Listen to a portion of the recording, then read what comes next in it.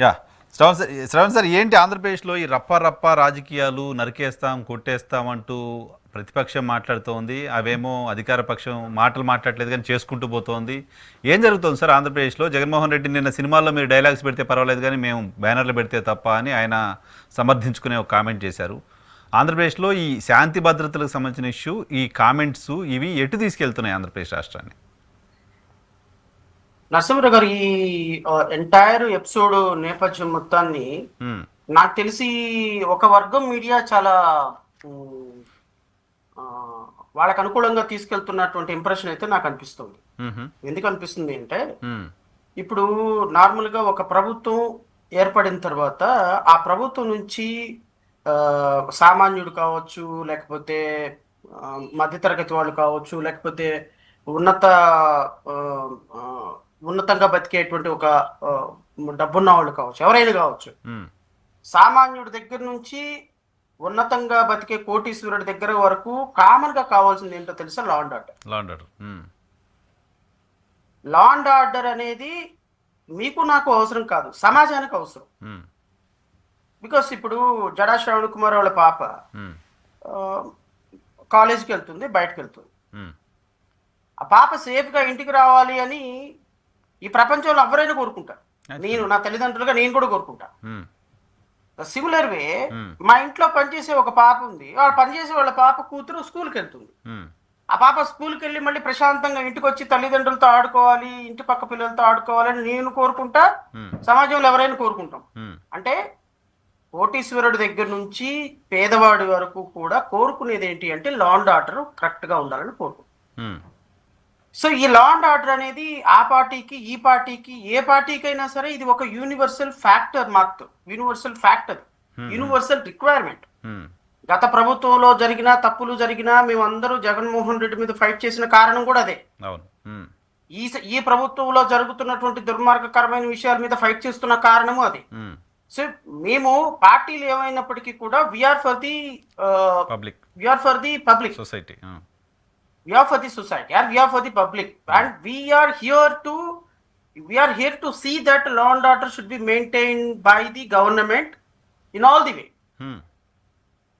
So గత ప్రభుత్వంలో జరిగినటువంటి కొన్ని ఇన్సిడెంట్స్ ని, కొన్ని వందల ఇన్సిడెంట్స్ ని మేము రిప్రజెంట్ చేసి ప్రజల తరపున ఫైట్ చేసాం. సో ఆ సందర్భంలో ఇప్పుడున్నటువంటి కూటమిలో ఉన్నటువంటి ముఖ్యమంత్రి నుంచి, లేకపోతే నారా లోకేష్ దగ్గర నుంచి, లేకపోతే పవన్ కళ్యాణ్ దగ్గర నుంచి, లేకపోతే హోమ్ మినిస్టర్ వంగల్పూడి అంతా, మేమందరం కూడా కలిసి కొన్ని వందల ఇష్యూస్ మీద ఫైట్ చేసిన వాళ్ళమే. ఇప్పుడు రమ్య అనే ఒక పాపని నిర్దాక్షిణ్యంగా కొట్టి రోడ్డు మీద పొడిచి చంపినప్పుడు నారా లోకేష్, నేను, వంగల్పూడి అంతా మీ ముగ్గురం కూడా ఆ పాపను పరామర్శించడానికి ఉన్నప్పుడు మమ్మల్ని ఎలో చేయాలి పోలీసులు. So we sat on the hospital itself and we try to meet the parents of the girl. So ఇలాగా ఒక ఇన్సిడెంట్స్ జరిగినప్పుడు లా అండ్ ఆర్డర్ అనే దాన్ని ప్రొటెక్ట్ చేయడానికి ఎవరైనా సరే ప్రయత్నం చేస్తూ ఉంటారు. కానీ అన్ఫార్చునేట్ ఇన్సిడెంట్ ఏంటి అంటే, ఇప్పుడు ఉన్నటువంటి ప్రభుత్వం మొన్నటి వరకు కొన్ని వందల ఇన్సిడెంట్స్ జరిగినప్పుడు ప్రజల కోసం, ప్రజల మాన ప్రాణాల కోసం, ప్రజల లా అండ్ ఆర్డర్ కోసం ఫైట్ చేసినటువంటి వీళ్ళందరూ, ఈ సో కాల్డ్ పర్సన్స్ అందరూ ఈ ప్రభుత్వంలోకి వచ్చేసరికి దుతరాష్ట్రులు అయిపోయారు. కనపడుతున్నాయి కానీ కళ్ళు గంతలు కట్టేసుకున్నారు. ద్రౌపది గాంధారిలాగా నటించేస్తున్నారు. దాంట్లో పవన్ కళ్యాణ్ ఎక్సెప్షన్ కాదు, వంగల్పూడి అనిత ఎక్సెప్షన్ కాదు, ఇంక్లూడింగ్ చీఫ్ మినిస్టర్ కూడా ఎక్సెప్షన్ కాదు. They know everything what is happening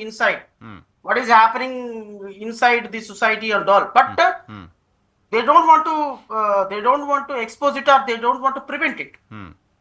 ఇప్పుడు నేనేమంటానంటే, ఇప్పుడు మీరు అడిగిన ప్రశ్నకి స్ట్రైట్ గా ఆన్సర్ చేస్తే, రపా లాంగ్వేజ్ మీద చాలా సీరియస్ కాంట్రవర్సీస్, చాలా సీరియస్ డిబేట్స్ ఒక వర్గం మీడియా పెడుతుంది. అసలు రపా లాంగ్వేజ్ కి దానికి వచ్చిన నేపథ్యం ఏంటి అనేది we have to find out first. Exactly. ఇప్పుడున్నటువంటి 1 year నుంచి నడుపుతున్నటువంటి ప్రభుత్వం చేస్తున్నటువంటి మారణకాండ, దారుణకాండ హిస్టరీ నెవర్ విట్నెస్డ్ సార్. అవునా? No doubt about history never witnessed. ఎందుకు అంటే వీళ్ళు చాలా సైలెంట్ గా గ్రౌండ్ లెవెల్లో చేయాల్సిన పనులన్నీ చేసుకుని వెళ్ళిపోతుంది. అండ్ ఇన్స్టిట్యూషన్స్ ని వాడటంలో కానీ ఇంకొక వాడటంలో కానీ మీకు వైఎస్ఆర్సీపీ పార్టీని బంధించి 4 వైపుల నుంచి కొడితే మూసుకుపోయి దోరాలు మూసుకుపోయి పిల్లి కూడా పులిలాగా మారుతుందేమో అన్న పరిస్థితుల్లో సోషల్ మీడియా వాళ్ళ అరెస్ట్ దగ్గర నుంచి వాళ్ళ పార్టీ కార్యాలయాలు పగలగొట్టడం దగ్గర నుంచి వాళ్ళ నాయకులను అరెస్ట్ చేసి లోపలేయటం దగ్గర నుంచి రిపీటెడ్ గా సిరీస్ ఆఫ్ ఇన్సిడెంట్స్ లో కేసులు పెట్టిన దగ్గర నుంచి చూస్తే నేనేమంటానంటే వీటిని ఇన్స్టిట్యూషనల్ పరంగా చేసే అరెస్టులు గిరెస్టుల మీద నేను మాట్లాడు ఐఎమ్ నాట్ ఆన్ దట్ కానీ ఇప్పుడు ఒక ప్రతిపక్ష నాయకుడిగా డెమోక్రసీలో 40% ఓటింగ్ హోల్డ్ చేసుకున్నటువంటి Jaganmohan Reddy the former chief minister మామిడికాయ రైతుల దగ్గరికి వెళ్ళినప్పుడు మిర్చి రైతుల దగ్గరికి వెళ్ళినప్పుడు లేకపోతే ఇంకొక రైతుల దగ్గరికి వెళ్ళినప్పుడు మీ సిరీస్ ఆఫ్ యాక్షన్స్ చూసుకోండి. ఇప్పుడు మిర్చి రైతుల దగ్గరికి వెళ్ళిన వెంటనే జగన్మోహన్ రెడ్డి వెళ్ళిన వెంటనే with in span of minutes లో స్పాన్ ఆఫ్ అవర్స్ లో కేంద్ర ప్రభుత్వానికి డబ్బులు రిలీజ్ చేయండి, మిర్చికి రేటు పెంచడానికి లెటర్ రాస్తారు. మామిడికాయల దగ్గరికి వెళ్ళినప్పుడు మామిడికాయల ధరల్ని మామిడికాయలకి మద్దతు ధర ఇవ్వండి అని ఈయన ప్రచారానికి వెళ్ళిన వెంటనే అప్పుడు లెటర్ రాస్తారు. ఇప్పుడు ఈయన ఏదైతే ఇష్యూని అడ్రస్ చేస్తాడో ఆ ఇష్యూని అప్పటికప్పుడు నిద్రలో ఇచ్చినట్టుగా ప్రభుత్వం అడ్రస్ చేస్తుంది. అంటే అర్థం ఏంటి, ఇక్కడ జగన్మోహన్ రెడ్డి వెళ్ళాడా వచ్చాడా ఐ డోంట్ మైండ్, కానీ జగన్మోహన్ రెడ్డి వెళ్ళటం వల్ల కొన్ని లక్షల మంది రైతులకు న్యాయం జరుగుతున్నప్పుడు దాన్ని మనం మీడియా అప్రిషియేట్ చేయాలి కదా అంటున్నాను నేను. శ్రావణ్ కుమార్ అనేటువంటి ఒక పార్టీ అధ్యక్షుడు ప్రజలకి న్యాయం జరుగుతుంది. ఇప్పుడు జడా శ్రావణ్ కుమార్ స్థాయిలో జడా శ్రావణ్ కుమార్ న్యాయం చేస్తున్నాడు, సిపిఐ రామకృష్ణ స్థాయిలో సిపిఐ వాళ్ళు చేస్తున్నారు, ఇంకొకళ్ళ స్థాయిలో ఇంకొకళ్ళు చేస్తున్నారు. అరే జగన్మోహన్ రెడ్డి ఒక మాజీ ముఖ్యమంత్రిగా ప్రతిపక్ష నాయకుడికి ఆయన ఒక పర్యటనకు వెళ్ళాడు.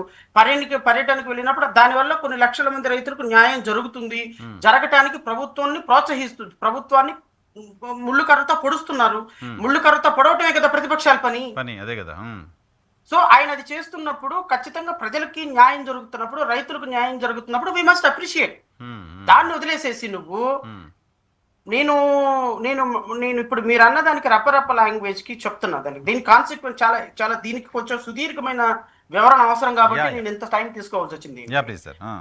ఇప్పుడు జగన్మోహన్ రెడ్డి అనేటువంటి వ్యక్తిని మొదటి నుంచి కూడా తీసుకుంటే సార్ నేనేమడుగుతానంటే లడ్డూలో జగన్మోహన్ రెడ్డి ప్రభుత్వాన్ని బదనాం చేయడానికి చెయ్యని ప్రయత్నం లేదు Chandrababu Naidu and Pawan Kalyan. What happened sir, what happened thereafter? ఎవరినైనా మరి గత ప్రభుత్వంలో నిజంగానే జరుగుంటే ఎందుకు మీరు జగన్మోహన్ రెడ్డిని అరెస్ట్ చేయలేదు, ఎందుకు మీరు ప్రభుత్వంలో ఉన్నటువంటి ఎండోమెంట్ మినిస్టర్ని అరెస్ట్ చేయలేదు, లేకపోతే దేవాదాయ శాఖకు సంబంధించిన చైర్మన్ గా పనిచేసినటువంటి సుబ్బారెడ్డిని ఎందుకు అరెస్ట్ చేయలేదు? వాళ్ళ పాత్ర ఉన్నప్పుడు యూ లెఫ్ట్ దెమ్ అలోన్. అంటే ప్రచారాని కోసం వాడుకున్నారు, నెంబర్ 1. నెంబర్ 2, కృష్ణా నదిలో పడవలు అన్ని కూడా తీవ్రవాదులాగా వచ్చి ఆ బ్రిడ్జిని పడగొట్టాలి, నేషనల్ సెక్యూరిటీ ఫోర్స్ తీసుకురావాలని చెప్పేసి అది ఒక 4 రోజులు నడిపించారు. మరి దాని మీద ఎఫ్ఐఆర్లు అరెస్టులు ఎందుకు కట్టలేదు? నందిగామ సురేష్ విషయంలో ఎందుకు you left allow? Number 2. Number 3 number 3 వాళ్ళ పార్టీ కార్యాలయాల మీద దాడి చేస్తుంది, వాళ్ళ పార్టీ నాయకులను అరెస్ట్ చేస్తున్నారు. 2021లో జరిగిన వాళ్ళ పార్టీ కార్యాలయాల మీద జరిగిన దాని మీద వరుసనే సిరీస్ ఆఫ్ ఇన్సిడెంట్లు అరెస్ట్ చేశారు. కొన్ని వందల మంది సోషల్ మీడియా యాక్టివిస్టులను అరెస్ట్ చేశారు. ఎక్కడైతే వైఎస్ఆర్సీపీ కాంగ్రెస్ పార్టీ కార్యకర్త జెండా పట్టుకొని కనిపించాడో వాడిని కుమ్మలు కొట్టేసి పల్లెటూరుల నుంచి ఊళ్ళూళ్ళు ఖాళీ చేపించేస్తున్నారు. అంటే వీళ్ళు చేస్తున్నటువంటి దారుణాలు ఇవన్నీ సహజంగానే నాయకుడు చెప్పినప్పటికీ కూడా వాళ్ళ మనసులో ఒక తీవ్రమైనటువంటి ఒక వేదనకి రోదనకి కారణమవుతున్న పరిస్థితి.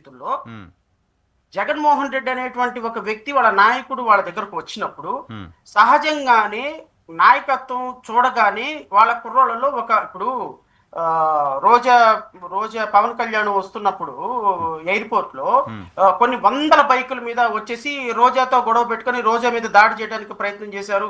అదంతా జరిగింది. సో ఒక నాయకుడు వస్తున్నప్పుడు సహజంగా కార్యకర్తల్ని కంట్రోల్ చేయటం ఎవరి తరం కాదు. ఈ సందర్భంలో ఎవరో ఒకరు కాదు, తెలుగుదేశం వాళ్ళే నేను అంటున్నా, తెలుగుదేశానికి సంబంధించిన కార్యకర్తే ఒక డిస్ప్లే చేశాడు బోర్డు, అధికారంలోకి వస్తే రప్ప ఏంటో చూపిస్తాము అని.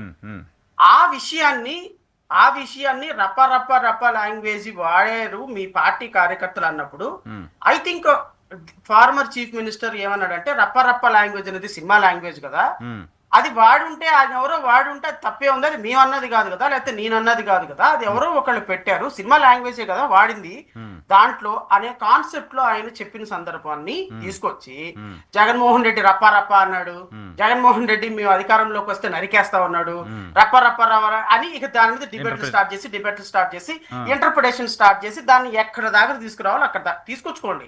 అలా చేసుకోవటం ఎవరికి నష్టం తెలుసా? వాళ్ళకే నష్టం. ఎట్లా? ఎందుకు? ఈయన అననే మాటని ఇంటర్ప్రిటేషన్ చేసి అన్నారు అన్నారు అన్నారు అన్నారు అని అంటే అసలు విషయం పక్కకి వెళ్ళిపోయింది. మామిడికాయ రైతులకు ఏం న్యాయం చేశారు, లేకపోతే మిర్చి రైతులకు ఏం న్యాయం చేశారు, పత్తి రైతులకు ఏం న్యాయం చేశారు, చర్మకారులకు ఏం న్యాయం చేశారు, పల్లెకారులకు ఏం న్యాయం చేశారు, ఫిషర్మెన్స్ కి ఏం న్యాయం చేశారు, ఇవన్నీ ఇష్యూస్ పక్కకి వెళ్ళిపోయి ఇవన్నీ పక్కకి వెళ్ళిపోయి జగన్మోహన్ రెడ్డి రప్ప లాంగ్వేజ్, 4 సంవత్సరాల తర్వాత రప్ప లాంగ్వేజ్ ఉంటుందా, 4 సంవత్సరాల తర్వాత ఇంకా ఏ లాంగ్వేజ్ ఉంటుంది అనేది లెట్ us see. ఆ వెండి తెర మీద అప్పుడు చూసుకోండి. కానీ ఇప్పుడు ఈ రప్ప లాంగ్వేజ్ ని అడ్డం పెట్టుకొని ప్రతిపక్షంలో ఉన్నటువంటి ఒక ప్రతిపక్ష నాయకుడిని బదనాం చేయాలని చూసేటువంటి మీడియా ఎట్టెళ్తుంది అంటున్నాను నేను. మీడియా అటే వెళ్తుంది, వాళ్ళ ఎజెండా వాళ్ళే ఫిక్స్ చేస్తున్నారు కదా. జగన్మోహన్ రెడ్డి అరెస్టు, జగన్మోహన్ రెడ్డి భార్య అరెస్టు, జగన్మోహన్ రెడ్డి కూతుర్ని కూడా తీసుకొచ్చేసారు. ఈ మధ్య కూతుర్ని కూడా అరెస్టు, కూతుర్ని కూడా కేసులో పెడతారని కూడా మొదలు పెట్టారు. సరే పెట్టారు. నేనేమంటానంటే ఈ రప్ప లాంగ్వేజ్ ని ఎంతగా పబ్లిసిటీ చేసుకుంటే వాళ్ళకి అంత నష్టం. బట్ ఒక్కటైతే మాత్రం కన్ఫర్మ్ సార్, ఈ విధంగా అప్రజాస్వామికంగా, ఇల్లాజికల్ గా, ఇల్లీగల్ గా, ఇంప్రాపర్ గా ఒక ప్రభుత్వం 164 మంది ఎమ్మెల్యేలు మేము ఉన్నాము అని చెప్పి ఒక దురహంకారంతో ఒక ప్రభుత్వం. ఇప్పుడు సార్ నాకు ఇప్పటికీ బాగా గుర్తు, ఒక ముఖ్యమంత్రిగా, మాజీ ముఖ్యమంత్రిగా చంద్రబాబు నాయుడు గారి వాళ్ళ మిస్సెస్ ని అసెంబ్లీలో తిట్టిన సందర్భంలో, అసెంబ్లీలో మాట్లాడిన సందర్భంలో సార్ నేను వ్యక్తిగతంగా వాళ్ళకి కౌంటర్ ఇచ్చా. వ్యక్తిగతంగా నేను దాన్ని ఖండించా. అసలు వ్యక్తిగతంగా ఖండించడం కాదు, ఎంత ఖండించాను అంటే ఒక ఈడియట్ నువ్వు అని చెప్పి మాట్లాడినా ఒక మంత్రిని కూడా నేను ఆ రోజున కొన్ని లక్షల మంది వింటున్న సందర్భంలో. అంటే చంద్రబాబు నాయుడు గారి భార్యని నేను అక్కడ చూడాల, ఒక లేడీని, ఒక మహిళని అసెంబ్లీలో రాజకీయాలకు సంబంధం లేని ఆమెను మాట్లాడారు అని వి సపోర్టెడ్ దెమ్ ఎలాట్, ఆ అంశాన్ని ఖండిస్తూ. కానీ నిన్న అంటే ఈ మధ్య కాలంలో పార్టీ అధికారంలోకి వచ్చిన తర్వాత వీళ్ళందరూ ఒక ఎమ్మెల్యేస్ స్కిట్ వేశారు. ఆ స్కిట్ లో ఎమ్మెల్యేలందరినీ మాట్లాడుతూ లే లే లే లే నా రాజా అని జనసేనకు సంబంధించిన పుచ్చా విజయ్ కుమార్ కి సంబంధించి ఒక ఎమ్మెల్యే ఒక స్కిట్ వేసి, అంటే ఒక మాజీ ముఖ్యమంత్రిని, ఒక మంత్రి వర్గాన్ని ఒక అసెంబ్లీ వేదిక సాక్షిగా ఎమ్మెల్యేలు అవమానపరుస్తూ స్కిట్లు వేసుకొని అవహేళన చేస్తూ ఉంటే can we call it as a democracy sir?